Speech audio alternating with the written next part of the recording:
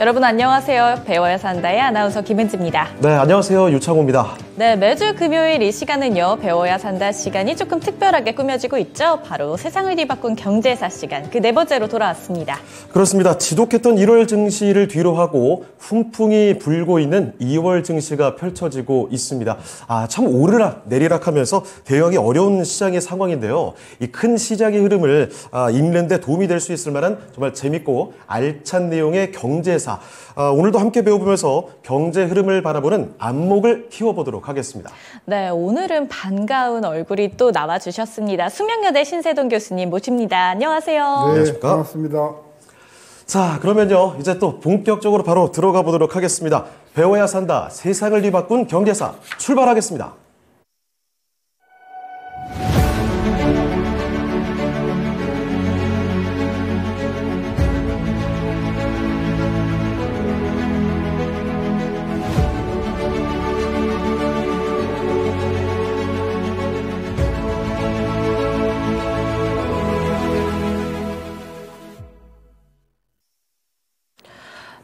(1997년) 하면 떠오르는 네. 사건 IMF입니다. 그렇죠. 사실 누가 봐도 IMF가 먼저 좀 떠오르게 되죠. 그렇죠. 네. 교과서에서도 저는 배웠던 그 IMF가 오늘 태국과 무슨 연관이 있나요? 그러니까요. 제가 어릴 때였는데 참 뉴스 보면서 세상이 망하는 줄 알았던 그런 시기였죠.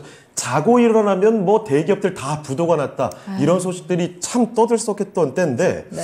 IMF 사태는 우리나라에서 있었던 일로 다들 많이 알고 계실 텐데 태국이 나왔습니다. 오늘 주제 좀 알려주실까요, 교수님? 네, 지난 50년을 놓고 보면 한국도 그렇고 또 그다음에 동남아시아 국가를 통틀어서 가장 큰 사건이 뭐냐라고 하면 네. 그건 IMF 사태입니다.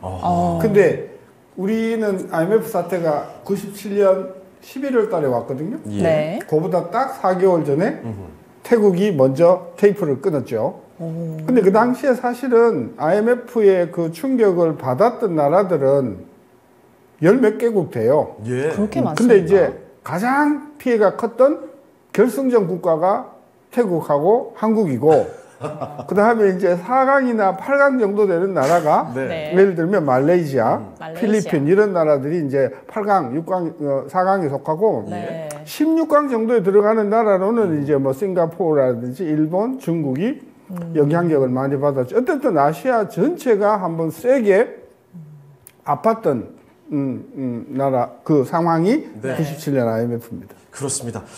지금 또 교수님께서 재밌게 요즘에 축구 얘기 많이 나오니까 트렌디하세요. 축구에, 네. 비유를 또 해주셨는데요. 사실 우리가 기억하는 IMF 사태, 대한민국 국민이라면 모두가 기억하는 정말 크나큰 사태였다고 볼 수가 있을 텐데 체감상 우리나라만으로 기억하시는 분들도 계시겠죠. 그렇지만 그렇지가 않습니다. 동아시아 모두가 함께 겪었던 동아시아 금융위기 이렇게 부르곤 하는데요.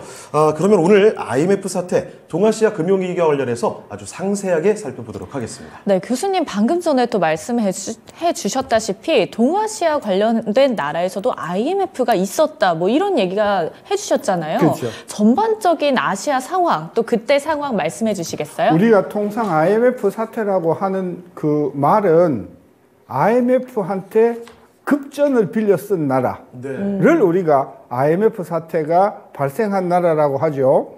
최근에는 IMF 사태를 아주 가장 단골적으로 들어가는 나라가 하나 있어요. 어딘지 아세요? 어디죠? 어디일까요? 약간, 혹시 남미 쪽인가요? 남미 있죠. 네. 네, 남미에는 IMF 단골 국가가 여럿이 있어요. 단골이라는 말이 참 네. 가슴 아픕니다. 이거. 그 중에서도 가장 IMF한테 돈을 많이 빌린 나라가 아르헨티나인데 아르헨티나는 IMF가 1947년에 생기고 나서 한 50년, 60년 동안 한 16번 들어갔을걸요? 그렇게 많이 들어갔습니까? 그렇습니다. 굉장히 많이 들어간 나라인데, 예. 그래서 97년도 IMF 사태 터졌을 때 우리도 들어갔지만, 태국도 들어갔고, 예. 그 다음에 필리핀도 들어갔고, 몇몇 나라가 들어갔는데, 아까 제가 16강이라고 했던 싱가포르나 일본이나 중국이나 대만 안 들어갔어요. 네. 그러니까 IMF 충격에 가장 그 충격이 컸던 두 나라를 꼽아라 그러면 결승전에서 예. 태국과 한국이 맞붙었다. 이럴 정도로. 근데 태국은 7월 달, 우리는 11월 달, 그 차이가 있죠. 그렇습니다. 그런데 90년대 사실 조금 더 돌이켜 보자면 그때 아시아의 경제 상황은 사실 그전에는 굉장히 경제 성장률이 오르던 시기였죠. 굉장히 좋았죠. 예. 네. 특히 이제 삼저 현상이라고 네네. 80년대 중반서부터 IMF 터지기 전까지 한 10여 년 동안 예. 전 세계가 삼저 호황으로 굉장히 경기가 좋았었어요. 네. 그래서 이제 우리나라도 IMF 터지기 1, 2년 전에는 그 유명한 김우중 회장님이 네. 세상은 넓고 할 일은 많다. 예. 뭐 시작해갖고 네. 반도체도 좋았고 자동차도 좋았고 조선도 좋았고 굉장히 좋았어요. 네. 우리가 경제학에서 이야기하는 붐이죠. 네. 이 90년대 IMF 터지기 전에 붐이 온 결정적인 이유가 우리가 삼저 때문이라고 해요. 네. 네. 그럼 그 삼저가 뭐였을까요? 삼저 가만히 듣고 있다가 갑자기 생각하려니까 조금 그런데. 저 하나 알아요. 뭐죠? 금리, 저금리. 사실 요즘에 삼고 얘기 많이 하잖아요. 네. 예. 삼고가 고물가, 고금리, 고환율이니까 예. 비슷하지 않을까요? 비슷하겠네요. 하나는 유가? 비슷하죠. 저유가? 예. 예, 예. 하나는 비슷한데 그게 네. 이제 금리가 금리? 낮았죠. 아, 예, 네. 왜 저금리? 낮았는지 아세요? 글쎄요. 아이, 요즘에 우리가 금리가 지금 내려달래요, 안 내려달래요? 내려달라고. 내려달라 그죠? 네. 그렇죠. 그 이야기는 굉장히 지금 높다는 이야기죠. 그렇죠. 왜 높죠? 그 전에 돈을 워낙에 많이 풀어놔서 아니, 인플레를 잡기 위해서 올린 거잖아요. 그렇죠, 그렇죠. 그죠? 예, 예. 네. 80년대 초반도 인플레를 잡기 위해서 미국이 기준금리를 지금 5.5잖아요. 미국이. 네. 네. 20%가 넘었어. 이거 이전에 경제사 시간에서 다뤘던 나왔죠. 기억이 납니다. 맞죠. 네. 예. 그래서 그것이 이제 물가가 인플레가 잡히니까 80년대 쭉 내려왔죠. 네. 그래서 하나가 저금리고 저금리. 또 하나는 뭐냐 하면 네. 저유가 아닙니까? 저유가죠. 저유가. 네. 그 전에 유가가 너무 높았으니까. 너무 높았죠. 네. 그 중동 애들이 지난번에 우리 공부했잖아요. 그렇죠. 네. 중동 인플레 이야기하면서 전략적으로 굉장히 그 유가를 높이 했다가 네. 했죠. 네. 그 다음에 세 번째가 뭐냐면 뭘까요? 저환율이에요. 저환율. 환율이 그런데 여기서 저환율은 조금 복잡해요. 예. 네. 여기서 저환율이라는 거는 누구가 저환율이냐 하면 예. 달러가 저환율이다. 달러, 저 달러. 그러면 달러가 저 달러라고 하면 앵화는 어쨌을까요? 엔화 가치가 좀 높은 거 아닌가요, 그럼? 고앵화겠죠. 예. 앵고. 우리가 앵낙가라고 하죠. 네. 유럽은 어쨌을까요? 유럽도 고평가겠죠. 네네. 그러니까 미국이 유로나 앵화에 비해서 약세니까 네. 네. 그게 굉장히 호황을 자극을 했단 말이죠. 왜 그랬을까? 왜 미국 달러가 약세인데 네. 동아시아 국가들이 다 왜 잘 나갔을까? 호황이었을까? 아무래도 수출 위주로 하니까요? 그러니까 수출이 왜 잘 됐을까? 싸니까. 달러가 수출이 저 잘 달러가 왜 됐을 때. 쌌을까? 저 달러가 되니까. 이거 답 좀 내려주시죠. 오케이. 예. 그 답이 뭐냐면 그 당시에 어려워요. 모든 나라가 한국을 포함해서 네. 달러 환율에 우리가 묶여 있었어. 네. 고정 고정 환율이었어. 예. 그러니까 달러가 내려가니까 아하. 태국의 바트도 말레이시아 링기트도 한국의 원화도 다 가치가 떨어졌단 말이에요. 예. 그러니까 동아시아 국가들이 달러가 내려가면서 같이 내려가니까 수출이 굉장히 유리해졌던 거예요. 값이 싸지니까요, 제품들이. 네. 그래서 삼저 때문에 네.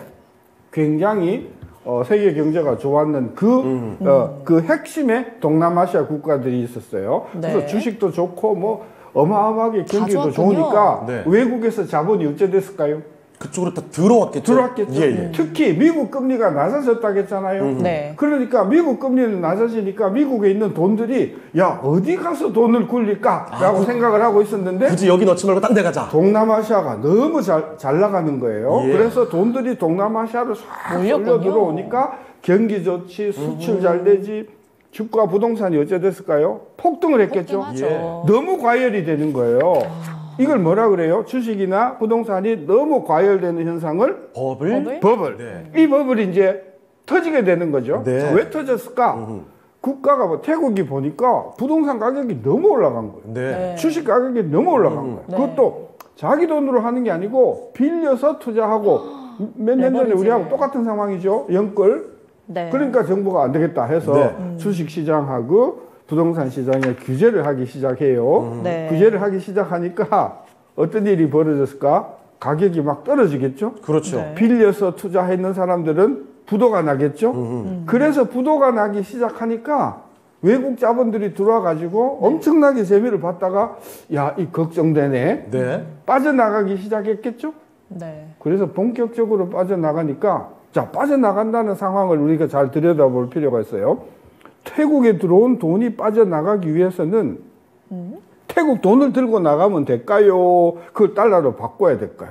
바꿔야 되지 않나요? 바꿔야 나가잖아. 예, 예. 그러니까 외국 투자가들이 불안하니까 네. 내가 갖고 있던 바트와 자산을 어허.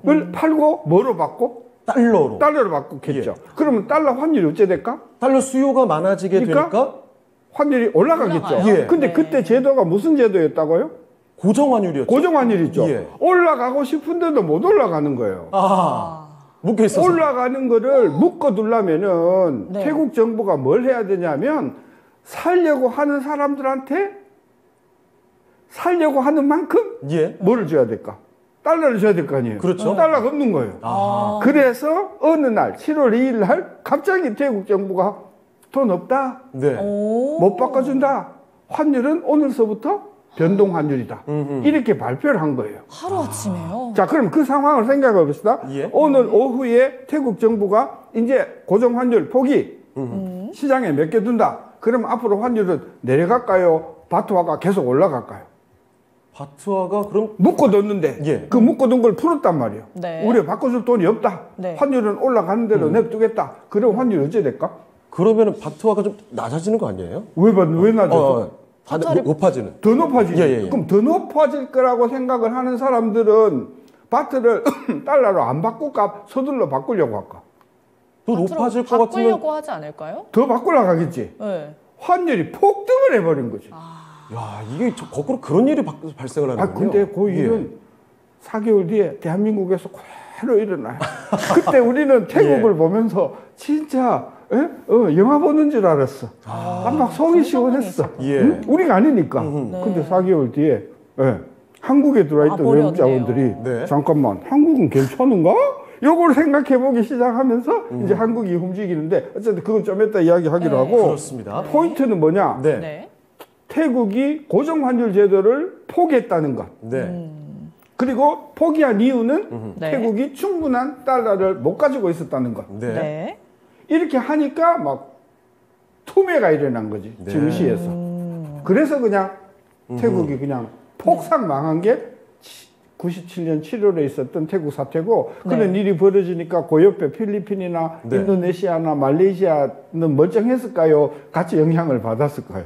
이 멀쩡할 수가 없겠죠. 없죠. 네. 영향을 받죠. 그래서 그냥 순식간에 그냥 동남아시아 모든 국가로 번졌거든요. 예.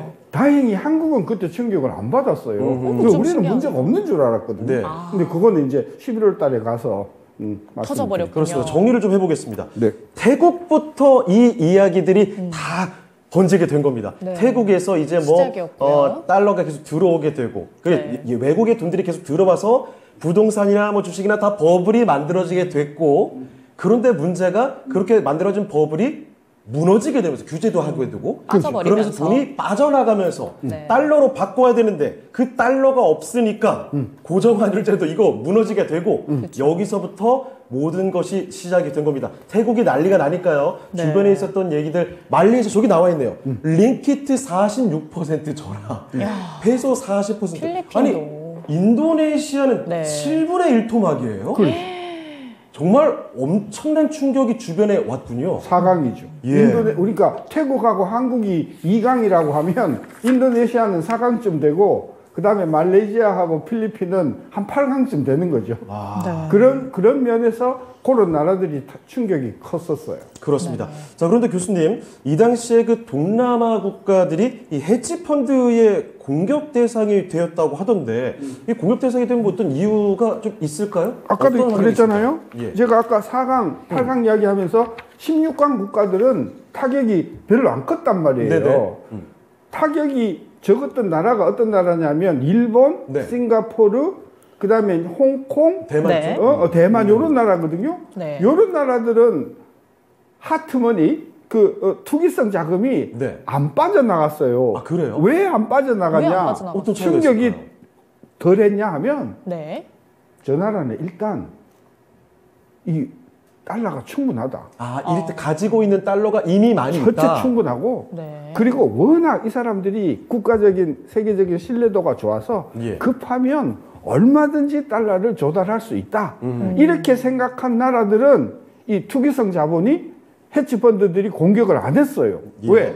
해봤자 지가 손해보거든. 그래서 아까 그래서 제가 4강이냐 6강이냐 8강이냐를 굉장히 중요하게 봐야 하는 이유는 뭐냐면 투기성 자본들이 그 나라를 몇 강으로 보냐. 예. 그런 면에서 아까 말씀드린 싱가포르나 대만이나 브루나이는 유명한 산유국이잖아요. 네. 달러가 엄청나잖아요. 그렇죠. 이런 나라들은 크게 타격을 받지 않았고 태국, 네. 인도네시아, 한국 정도가 3강, 네. 4강 정도로 타격을 많이 받았어요. 네. 그렇습니다. 헤지 펀드들의 공격 대상이 좀 나뉘게 됐습니다. 확실히 여기서 좀 받게 되는 충격의 그 밀도가 국가마다 좀 차이가 있었다 이렇게 볼 수가 있을 것 같습니다. 네. 자, IMF 사태 태국부터 출발해서 동아시아로 점점 번져가는 모습인데, 자 그러면 일단은 뭐 태국부터 출발해서 일본과 대만 이야기까지도 다 정리를 해봤거든요.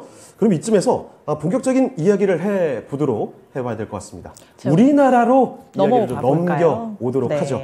자, 교수님 그러면 이 우리나라가 IMF 쪽에 구제금융을 신청하게 된 원인, 요 배경에 대해서도 한번 들어가 보도록 하겠습니다. 아까 제가 말씀드렸죠. 우리가 IMF 위기라고 하는 거는 돈이 긴급 자금이 부족해가지고 IMF한테 돈을 빌려달라라고 하는 상황이 온 나라를 IMF 위기라고 한단 말이죠. 예. 네. 그런 관점에서 보면 IMF 위기가 발생하는 나라는 전부 다 뭐를 요구했다? 긴급 자금 좀 꿔주라 네. 라고 했고, 달러 없어서. 네. 그 다음에 아까 16강이나 8강에 있는 나라들은 어렵기는 하지만 IMF한테 돈을 빌려달라고 하기까지는 안 갔단 말이에요. 네네. 그럼 가장 중요한 게 뭐겠어요? 달러 자금이 충분하냐 충분하지 못하냐, 네. 이게 IMF 들어가냐 안 들어가냐를 결정하는 가장 중요한 원인이라고 하겠고, 예. 그 다음에 두 번째로는 그럼 우리가 물어봐야 되지, 왜 달러가 부족했을까?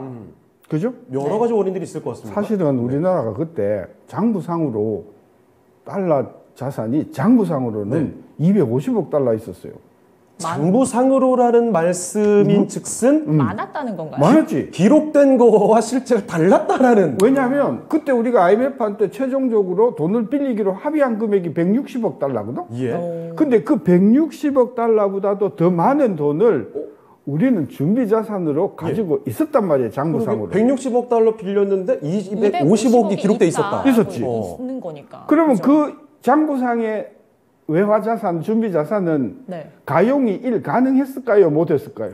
가능하지 않으니까. 않았으니까. 그렇지. 네, 바로 빌렸지 그게 포인트가 않았을까요? 있는 거예요. 네. 막상 그 돈을 야 이거 급하니까 빼와라고 하고 보니까 그 가용이 돈을 불가했던 줄 거예요. 사람들이, 우리가 빌려준 사람들이 이미 태국에 투자해갖고 돈을 날리거나 예. 인도네시아에서 돈을 날리거나 한 거예요, 대부분이. 네. 그러니까 사실은 250억 달러 가까이 장부상이 있었지만 네. 이게 허수인 거예요. 그래서 그때 연준의 그린스팬이라고 하는 그 연방 의장, 지금 제롬 파월이지만 네. 그 사람이 야, 한국의 사태가 흔들린다고 하니까 11월 초에 한국의 준비자산 통계 가져와봐 했더니 250억이라는 거예요. 예. 그러니까 그러면 문제가 없네 이거 하고 왜 걱정을 본인도 한국에는 IMF 위기가 올 거라고 생각을 안 했는데, 못했군요. 나중에 보니까 그 250억 달러 중에서 네. 가용이 불가능한 돈이 220억, 가용이 가능한 돈은 30억. 달랑 30억. 예. 그러니까 모자라니까 우리가 IMF 가서 꿇어 앉아가지고 160억 돈 빌려달라 주세요. 하게 됐던 것이거든요. 이거 마치 이런 겁니다. 제가 은지 앵커한테 네. 돈을만 빌려줬어요. 네. 그래서 당연히 받을 줄 알고 있었는데 이 친구가 잠적한 그래 돈을 붙이지 못하는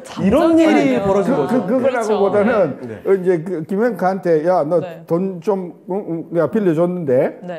야, 너 통장 잔고 좀 가져와봐 했더니 통장 잔고가 빵빵하게 있는 거예요. 그래서 얘는 못 갚진 않겠구나 생각을 네. 했는데 그 통장이 가짜 통장인 거예요. 막 이런 것이지.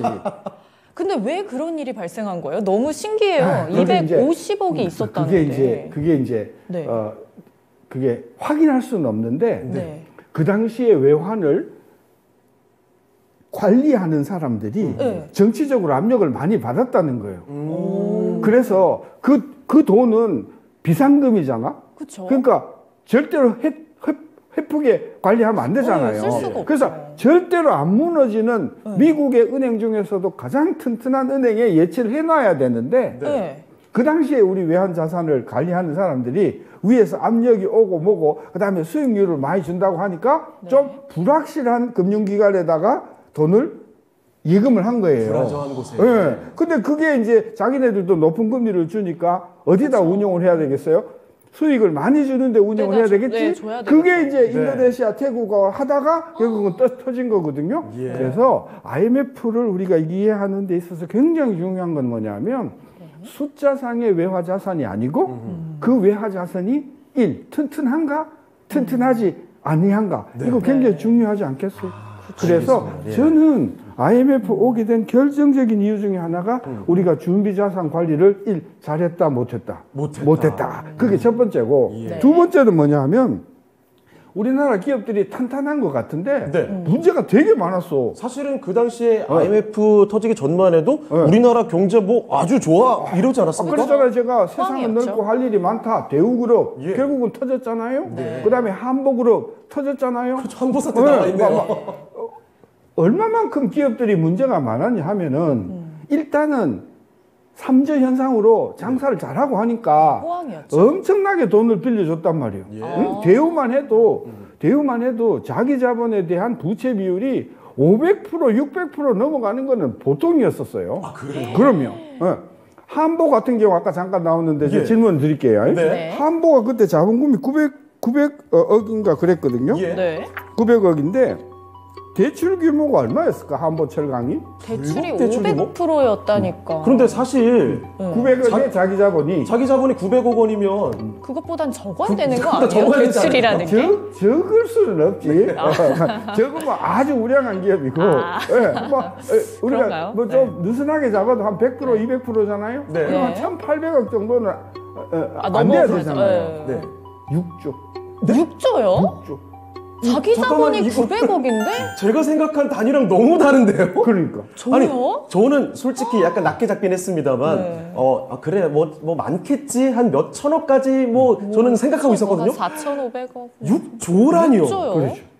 그래서 우리 시청자들은 오늘 이 강의가 끝나면 900억에 대한 자기 자본에 대한 부채 6조가 비율이 얼마가 되는지 계산해 보시기를 바라고. 저 지금 계산이 잘 안 돼요. 안 되죠.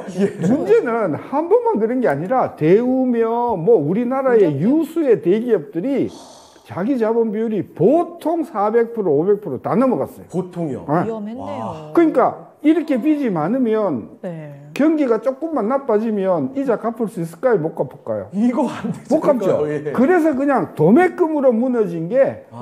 그 IMF의 두 번째 원인이라고 할 수가 있고 예. 세 번째로는 네. 우리나라가 95년도까지는 수출을 잘했어요. 네. 네. 반도체며 뭐 조선이며 자동차가 잘 나갔거든요. 앞서 또 뭐 3조 얘기도 우리 했어요. 네. 그런데 이게 96년, 7년도 넘어오면서 우리가 수출이 굉장히 부진해졌는데 그 원인이 사실 있긴 있어요. 뭐냐면 그 당시에 김영삼 정부가 사실은 소득 1인당 소득 10,000불을 달성하기 위해서 네. 우리나라 환율을 800원대에서 700원대로 끌어내린 거예요. 억지로. 저는 억지로라고 생각해요. 네, 억지로 끌어내리니까 갑자기 원화가 굉장히 강세가 되니까 예. 수출이 안 되면서 사실 근데 저 때는 그때 뭐 1인당 소득 얼마 이 수치라는 거에 굉장히 집착을 했었죠. 그랬다는 소문이 있어요. 예. 뭐 이게 뭐 사실인지 아닌지를 확인할 방법이 없지만은 네. 어쨌든 우리가 1인당 10,000불을 돌파하는 해가 95년, 6년도 그 저간인 것은 확실하고 네. 그리고 또 한 가지 이거 IMF로 들어가는 이 말하면 서막인데 네. 뭐냐면 그 당시에 김영삼 정부가 세계화 정책을 폈어요. 네네네. 세계화 정책의 내용이 뭐냐면 우리 앵커들 한국 무대 너무 좋아. 그러니까 어디로 가? 세계로 가. 글로벌하게 가자. 크게 세계로 가. 놀자. 그래서 이렇게 우리나라 된 거죠. 기업들이나 은행들한테 세계로 나가라고 엄청나게 말하자면 푸시를 했거든요. 예. 근데 세계로 나가려고 하면 한국 돈 들고 나가면 돼요. 한국 돈 들고 나가면 아무도 안 알아줘요. 안 알아주죠. 먹히죠. 그럼 뭐로 바꿔야 돼요? 달러로 바꿔줘야 이거 되죠. 아까 말했던 게 또 똑같이. 되풀이 반복이 되네요. 되네요. 그러니까 이게 태국은 들어오던 게 안 들어와서 문제가 생겼어. 예. 네. 들어왔던 게 나가서 문제가 생겼어. 그렇죠, 근데 그렇죠. IMF 위기는 우리가 그냥 등 떠밀어 갖고 나가라고 하면서 달러를 쓰겠단 말이야. 우리나라 근데 경우에는. 달러가 있었을까 없었을까? 없지. 없었죠. 그러니까 세계화하면서 나가는 돈은 다 어떻게 조달을 했을까? 빌린 거. 빌려서. 그래서 여기 굉장히 중요한 거예요. 예, 예. 외국 자본이 자발적으로 들어와서 빚을 지는 경우하고 예. 네. 우리나라가 나간다고 하면서 나가면서 빚 똑같은 빚이지만 네. 네. 성격이 180도 틀리는 거지. 네. 그러니까 외국 돈이 나와가지고 네. 빼먹으면서 생기는 위기는 그거는 외국인들이 판단한 문제지만 그렇죠. 우리가 나가갖고 뭐 공장 짓고 나가서 은행 사고 나가서 사업한다고 M1 달러 돈을 빌려가지고 빌려서. 나가서 네. 위기가 왔다고 하면 그럼 100% 그건 우리 잘못인 거지. 이건 더욱더 좀 뼈아픈 실책? 이렇게 좀 느껴지는 대목이네요. 저는 그래서 지금 이거 아무도 이야기 안 한 거예요. 이거 네. 제가 우리 이거 도마도에만 제가 지금 공개하는 겁니다. 너무 감사합니다. 예, 이게 사실은 많은 사람들이 우리나라 IMF가 온 것이 그죠? 뭐 외국인들이 이 IMF가 온 것은 국내 정책적인 잘못이 굉장히 컸는데 그 중에 하나가 섣부른 세계화 정책 네. 그리고 1인당 10,000불을 달성하기 위해서 우리 원화를 의도적으로 강세로 끌고 간 것 이런 것들이 복합적으로 이 작용한 바가 크다고 봐서 네. 97년도의 IMF 위기는 네. 사실은 우리나라 정책 실패에 기인하는 바가 굉장히 크다고 할 수 있다. 이게 신 교수가 판단하는 IMF입니다. 그렇습니다. 자, 이렇게 섣부른 세계화, 의도적인 원화 강세 이야기를 해봤습니다. 사실 진짜 오늘 듣는 얘기는 저 처음 듣는 관점으로 저도요. 풀이가 네. 되거든요. 태국의 사례는 외국인들이 들어왔다가 들어와서, 빠진. 네. 근데 우리나라 사례는 직접 자진해서 들어갔다. 우리가 가겠다 하다가 지금 달러가 지금 IMF가 부족해지네요. 왔다. 질문 하나 할게요. 예. 네. 아까 제가 세계화 정책을 하면서 나가서 공장을 짓고 나가서 투자를 하려면 달러가 필요하단 말이에요. 그쵸. 우리가 달러가 없잖아요. 그렇죠. 수출이 안 되고 그러니까 그쵸. 빌려와야 된단 말이죠. 네. 누가 빌려왔을까? 누가 빌려왔냐고요? 기업들이 필요한 거 아닌가요? 정부가 빌려왔을까? 정부 안 정부는 빌렸어요? 안 빌려오죠. 그럼 누가 빌려오죠? 그 금융기관이 빌려오겠죠? 예. 네. 예. 예. 그때 금융기관 중에서 달러를 가장 적극적으로 빌려왔던 금융기관이 종금회사라는 거예요. 종금사 얘기 정말 오랜만에 듣는 것 같습니다. 종금사. 예. 종금사는 특징이 뭐냐 하면 단기 자금을 빌려서 네. 대출해 주는 거예요. 단기 자금을 빌려서 그걸 또 밖으로 대출을 대출. 해준다. 그러면 자기가 빌려올 때 금리보다도 더 낮은 금리로 대출해 줄까요? 더 높은 금리로 해 줄까요? 훨씬 높은 높여야죠. 금리죠. 그다음에 단기 금리니까 이자가 낮을까요? 높을까요? 단기 금리면은 높죠. 이거 높아야 되는 거 아니에요? 그러죠. 단기로 끌어오니까 금리도 높고 네. 그다음에 거기에다가 또 또 높이니까? 프리미엄까지 하니까 그 돈을 빌려서 해외 세계화했던 기업들은 웬만한 수익이 나지 않으면 예. 그 돈을 갚을까요? 갚을 못 수가 갚을까요? 없죠. 못 갚겠죠. 그죠. 그래서 어허. 사실은 IMF가 터진 원인이 여러 가지지만 이제 그 중에서 이제 가장 결정적인 게 뭐냐면은 단기 부채가 종금사 때문에 네. 굉장히 규모가 컸다. 이거 마침 근데 설명해 주신 얘기를 들으면 단기적으로 그 저금리로 상대적으로 낮은 금리로 빌려와서 더 높게 높은 다른 데로 금리로. 빌려준다. 약간 돈놀이 성향으로 봐야 될 것 같은데요. 종금회사는 아닌가요? 그런 사채? 성격이 굉장히 커요. 예.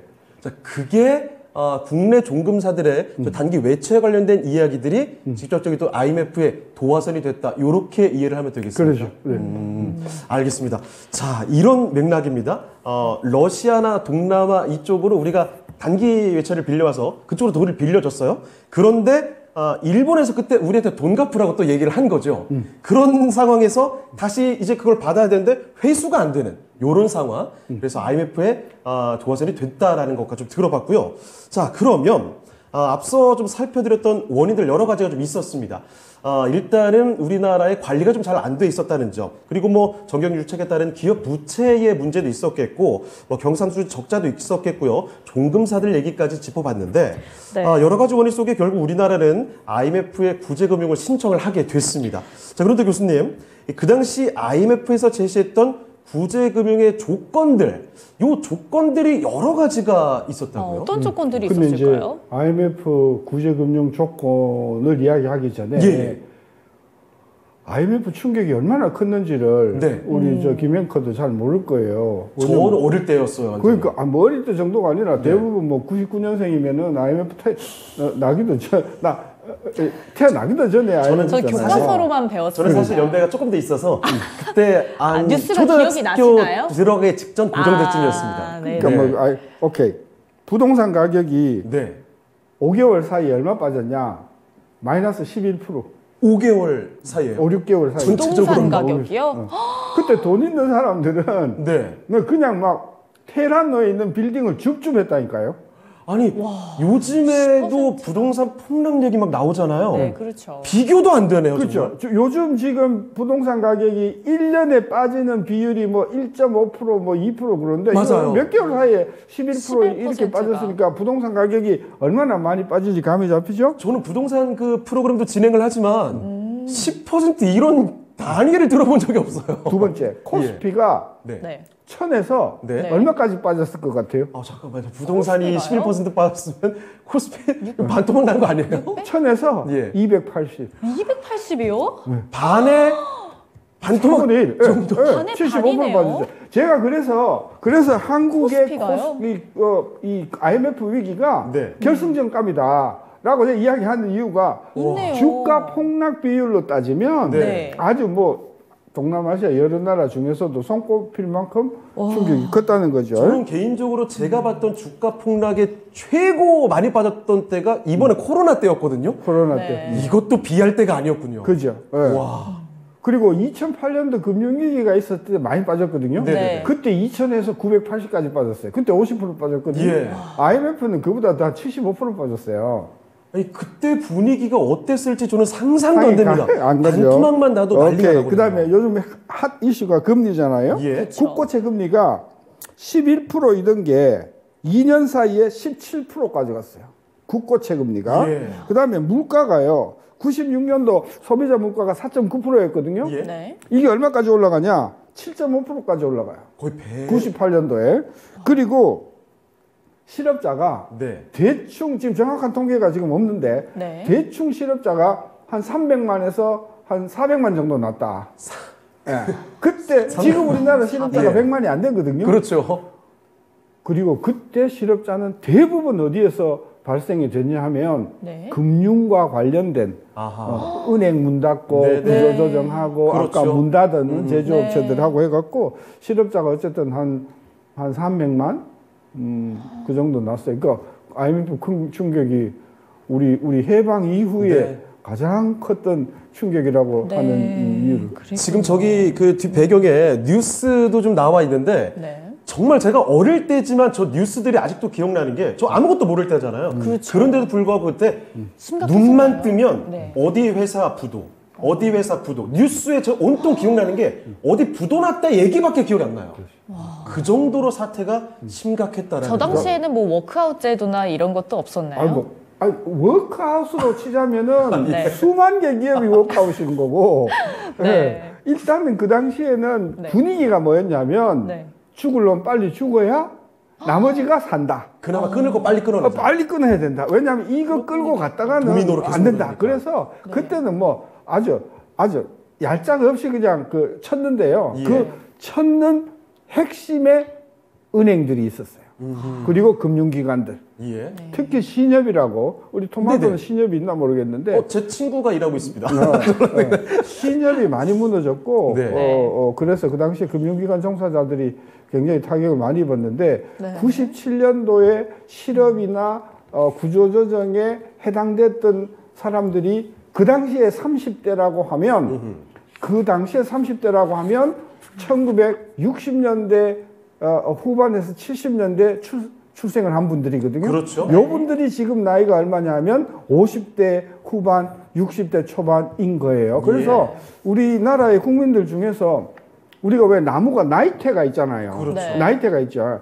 우리나라 국민들의 나이테 중에서 지금 50대의 서부터 나이테를 보면 네. 심각한 거기 후유증을 많이 겪었을 거예요. 왜냐하면 자기가 30대일 때 그렇죠. 엄청난 충격을 입었기 때문에 실업자가 다시는 돼버리니까. 이런 일이 일어나지 않아야 되는데 네. 네. 그 충격을 가장 심각하게 알았던 세대가 지금 40대 후반과 50대라고 보면 돼요. 그렇죠. 아, 지금의 50대, 40대 후반 저희 분들에게 어머님, 아버님 세대. 그래요? 네. 진짜 존경을 해야 될 것 같습니다. 힘든 시기였죠. 제가 지금 30대니까 제가 그러세요? 지금 30대예요. 네. 이때 네. 주가가 반에 반토막이 나고 부동산이 폭락하고 이걸 제가 지금 겪는다고 생각하면 이거 진짜 아찔합니다. 끔찍하거든요. 진짜 아찔합니다. 저 결혼도 해야 되는데 결혼도 못 할 수도 있어요. 산으로 들어간 분 되게 네. 많아요. 그럼 목숨을 이런 끊은 분은 뭐 말할 것도 충격이 없고. 지금 IMF가 뭐 정신적인 충격도 있고 여러 가지 부동산, 금리, 물가 폭등 여러 가지가 있었는데 구제 금융을 어쨌든 신청을 그러죠. 했잖아요. 그 그러죠. 조건은 어떻게 조건이 될까요? 까다로웠어요. 굉장히 까다롭죠. 네, IMF가 그 돈을 아까 160억 달러를 빌려줄 네. 테니 많은 돈이니까. 맨입에 빌려줄까? 그러죠. 아니잖아요. 안 그죠? 되죠. 맨입에는 안 되니까 이제 조건을 걸었는데 뭐냐면 IMF 전까지는 우리나라가 산업을 보호하기 위해서 은행, 그 다음에 포스코, 네. 네. 이런 기업들은 국가가 일정 지분을 가지고 있어야 돼요. 그렇죠. 예. 두 번째, 외국인들이 그 종목을 일정 한도 이상은 투자를 못하게 했어요. 못 가지게. 못 가지게.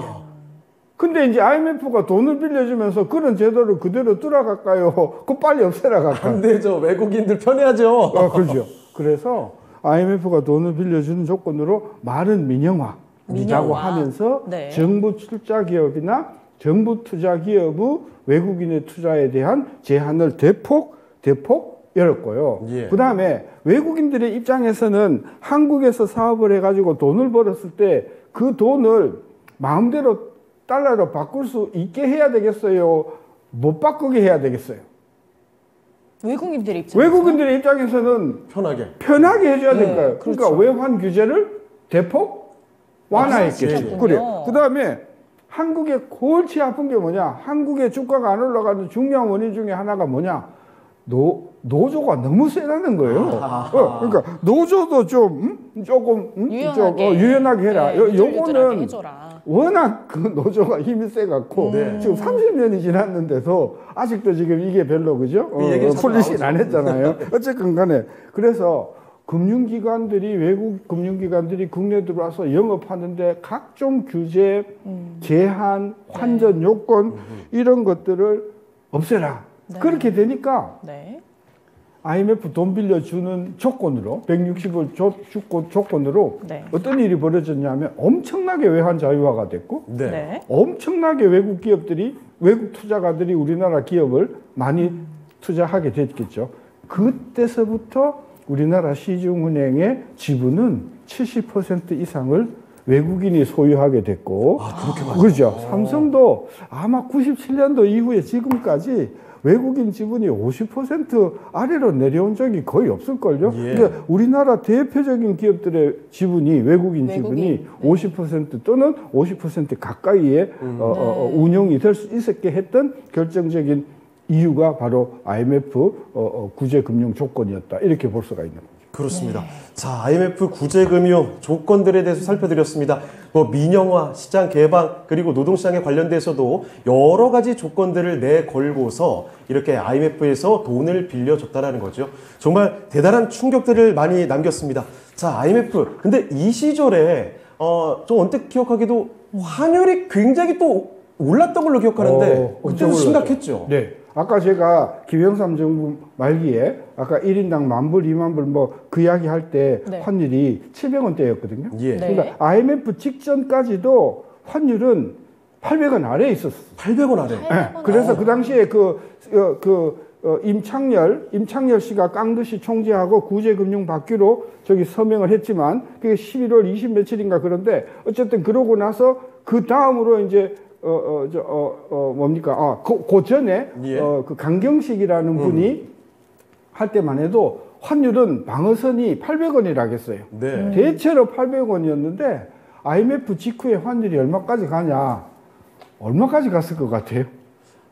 제가 얼마 무시하겠죠, 뭐. 이 구체적인 숫자는 기억이 안 나는데 네.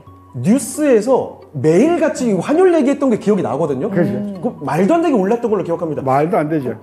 그 2배 정도 오르지 않았을까요? 지금이야 1,300원대니까. 1,600이잖아요. 뭐야? 그죠? 1,600원? 2,100원까지 갔었어요. 2,100원이요? 2,000원이 넘었습니까? 2,000원 넘었어요. 2,000원이요? 정말 엄청난 변화가 있었군요. 그러니까 2,100원으로 거의 2배 반으로 오르니까 네. 이제 수출 기업들은 대박이 난 거죠. 왜? 수출 가격을 3분의 1로 낮춰서 네. 달러로 팔아도 환율이 워낙 올라가니까. 높으니까. 그죠? 그래서 사실 그것 때문에 네. 어마어마하게 우리가 빨리 IMF를 극복하게 되는 결정적인 이유가 환율이 올라감으로써 예. 첫째 수출이 잘 됐고 그렇죠. 그다음에 또 하나는 환율이 2,000원대로 올라가니까 네. 외국에서 수입하는 물건의 값이 어째 됐을까요? 그러면 비싸지는 비싸지죠. 거. 비싸지겠죠. 네. 수입이 폭락을 했어요.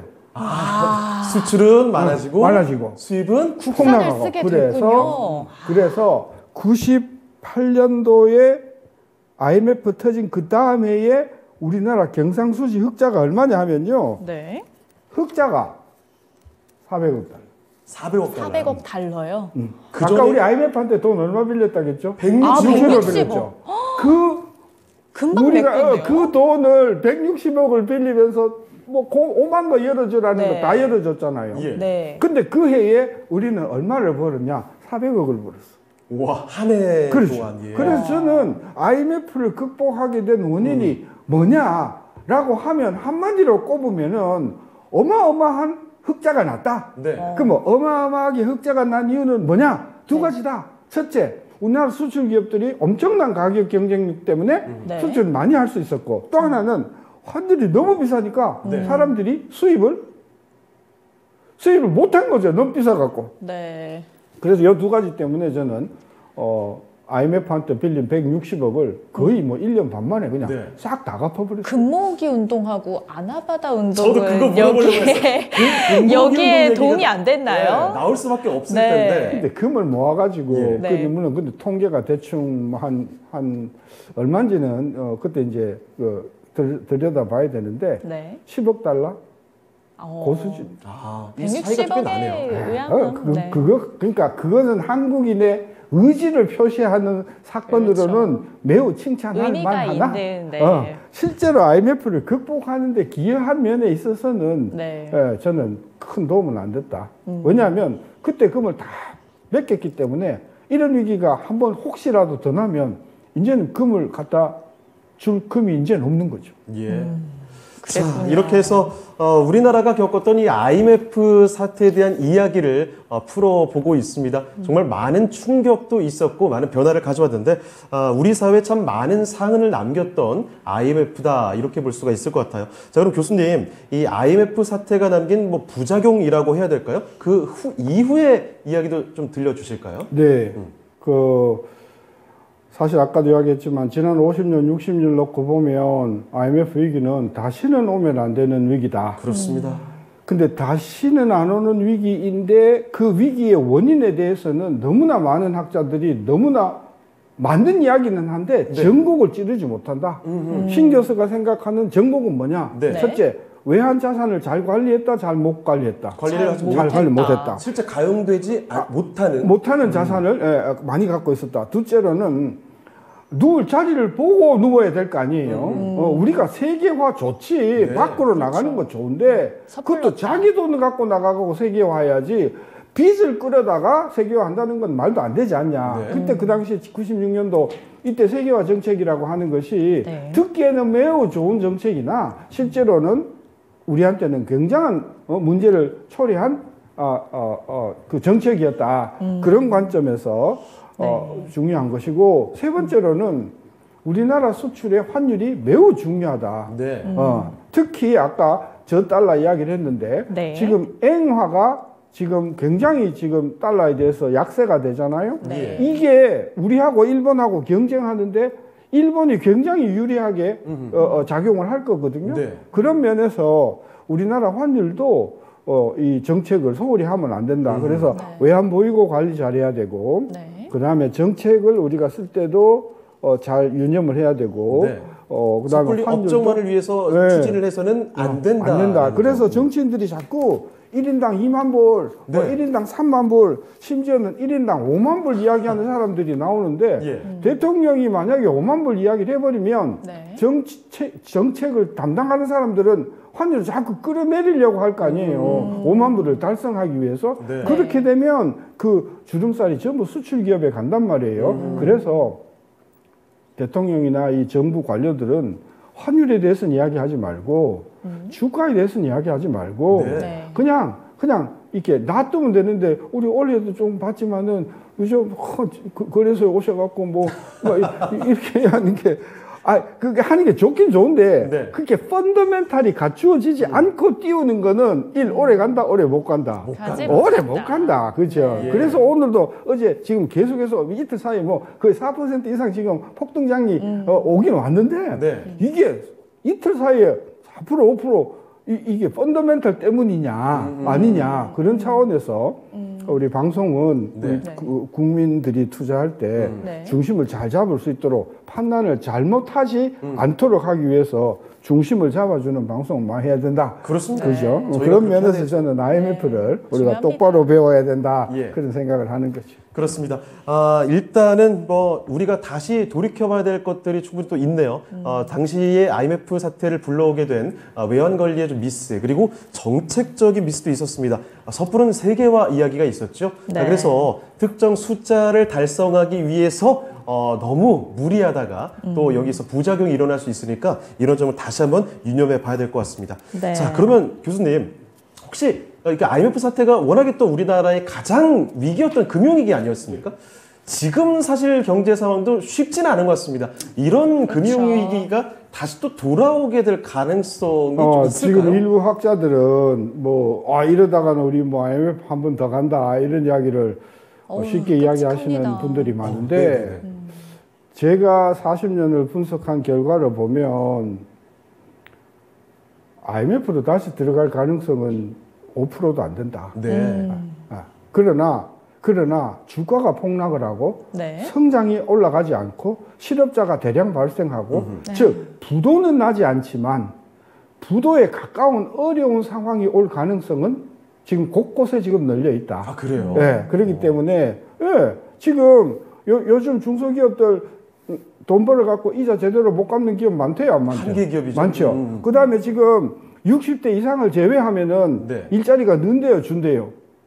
줄어들고 줄죠. 있죠. 예. 가계부채 많대요, 안 많대요? 아주 많죠. 그 다음에 기업부채 많대요, 안 많대요? 많죠. 많죠. 그러니까 경기가 나쁘면서 이런 기업들이 쓰러질 가능성이 크니까 삼성이나 뭐 현대자동차가 부도날 가능성은 거의 제로지만 네. 뭐 대한민국이 그 두 기업만으로 돼 있나? 98%는 중소중견기업인데 이 중소중견기업들이 네. 자금 사정도 안 좋고 경기도 안 좋고 이렇게 되면 우리 경제 전체가 1% 이하 성장률로 가면서 국민들이 굉장히 팍팍한 삶을 살 가능성이 있잖아요. 네. 그래서 제가 IMF 같이 부도가 날 가능성이 지금 없으니 자꾸 IMF 부도가 다시 날 것이라고 이렇게 이야기하는 것은 방송에서 조심을 하고 네. 그렇다 하더라도 경기가 어려운 상황이 없을 거냐? 네. 그건 다른 문제다. 그렇죠. 전 그렇게 보는 거죠. 네, 알겠습니다. 지금 상황에 우리나라에서 외환 관리는 그래도 잘 되고 있는 편이라고 생각하십니까? 어떻게 보십니까? 일단은 우리 외환보유고 한 5천억 달러 되고요. 네. 네. 그때에 비해서 많이가 늘었네요. 많이 늘었어요. 예. 국간이 두둑한데요? 그리고 우리가 갖고 있는 돈 말고 우리나라 금융기관이나 삼성이나 이런 대외 신인도가 높은 기업들이 만약에 사태가 터졌을 때 네. 돈을 끌어다 쓸 수 있는 능력이 많이 커졌잖아요. 예. 네. 그러니까 갖고 있는 돈도 많지만 비상사태가 터지면 우리가 끌어다 쓸 수 있는 능력이 97년하고는 굉장히 차이가 많이 나기 때문에 97년도 IMF 터졌을 때 대만이나 일본이나 싱가포르가 네. 위기가 안 터졌잖아요. 그렇죠. 아까 그 미래를 예. 좀 많이 가지고 있었다라고 말씀해 주셨죠. 그렇죠. 예. 예, 우리가 지금 그 상태에 있거든요. 따라서 우리가 30년 전하고는 상황이 많이 다르니까 네. 부도가 날 가능성은 저는 아르헨티나하고 비교하지 마라. 축구는 몰라도 외환 보유고 네. 상에서는 우리는 상당히 수준 높은 나라이기 때문에 그거는 문제가 없는데 부도가 안 난다고 해가지고 네. 경제가 어려운 사람이 없다 이건 아니잖아요. 그렇죠. 그런 면에서 저는 정책의 포인트는 네. 그 중산층 이하 취약계층 중심으로 예. 정책을 저는 써야만 네. 이렇게 저성장해서 어려운 사람들을 잘 네. 돌보는 정부가 될 것이다. 그런 관점에서 정책의 포커스를 네. 저는 그 중산층 이하의 국민들에게 맞춰주라. 그걸 제가 늘 주장을 하는 거죠. 역시 네. 그러니까 그 경제 상황을 봤을 때 정책적인 정치권에서도 그런 걸 세심하게 좀 살펴봐야 될 필요성이 있네요. 그죠. 근데 예. 저는 이제 한 2년, 3년 전서부터 이제 이야기를 하는데 정치권에서는 선거를 앞두고 2달을 앞두고 지금 그런 이야기를 지금 하더라고요. 아까 말씀하신 것처럼 사실 보통은 선거 앞두고서 숫자 얘기만 많이 좀 많이 하는 편이죠. 네. 이 이야기를 4년 내내 해야 되는데 예. 선거철이 되니까 그냥 갑자기 뭐 민생 챙긴다고 그러는데 네. 좀 꾸준하게 민생을 꾸준한, 챙겨주셨으면 그쵸. 하는 거죠. 네. 알겠습니다. 중요합니다. 자, 이렇게 해서 숙명여대 신세동 교수와 함께 IMF 사태에 대한 이야기 생생히 좀 나눠봤습니다. 자, 그럼 교수님 마지막으로 한마디만 더 여쭙도록 하겠습니다. IMF 사태 좀 상세하게 그 일어나게 된 원인과 함께 뭐 배경 뭐 여러 가지 살펴드렸는데 마지막으로 한마디 IMF 사태가 다시 일어나지 않기 위해서 시사점 한마디만 좀 밝혀주실 수 있을까요? 일단은 예. 빚을 빨리 갚고 네. 일단은 우리 주머니에 달러를 빵빵하게 챙겨 놓는 게 중요하다. 예. 네. 그러면 달러를 빵빵하게 챙겨 놓으려고 하면 네. 우리 벤츠나 BMW를 자꾸 사야 돼요? 안 사야 돼요? 안 아이, 되죠. 그렇죠. 됩니다. 그러니까 외제 제품을 아무리 멋있는 차라 하더라도 우리가 어느 정도 쌓일 때까지는 우리가 달러를 비축해야 된다. 네. 참고로 우리가 지금 외환보유고가 5천억인데 대만은 우리나라 절반밖에 안 되는 나라인데 네네. 1조 가까워요. 아. 우리의 절반 되는 나라가 우리의 2배를 많이 갖고 있으니까 대만은 아무리 밀어도 쓰러지지 않는 나라잖아요. 실력 있는 나라는 실력 있는 자본을 가지고 있는 나라다. 그런 면에서 제가 벤츠 타고 다닌다고 자랑할 게 아니라 내 은행에 100만 불의 외화예금이 있다. 이걸 가지고 자랑하는 그런 나라가 빨리 돼줬으면 좋겠다. 네. 그런 생각을 하는 거죠. 알겠습니다. 네, 실력이 있으려면 실력 있는 자본이 있어야 된다. 오늘 그렇죠. 정말 좋은 말씀 많이 들어봤습니다. 오늘도 저희와 함께 해주신 숙명여대 신세동 교수님 정말 감사합니다. 잘 들어가세요. 예. 자, 여기서 그럼 인사를 드리도록 하죠. 이렇게 오늘 1997년 태국부터 해서 주변 국가들, 동아시아 전체를 정말 떠들썩하게 만들었던 IMF 사태에 대해서 상세히 살펴드렸습니다. 어떤 배경에서 시작이 됐는지, 어떤 문제가 있었는지, 그리고 현재에 비추어서도 상세하게 설명을 해드렸으니까요. 여러분께도 많은 공부가 되었으리라 봅니다. 자, 그럼 저희는 오늘 여기서 인사드리도록 하겠습니다. 지금까지 다양한 투자 판단에 대한 도움 말씀 드렸습니다. 하지만 특정 종목의 상승과 하락을 보장하지 않는다는 점 기억을 해주시면 감사하겠습니다. 저희는 다음 이 시간에 다시 돌아오도록 하겠습니다. 시청해주신 여러분 고맙습니다. 고맙습니다.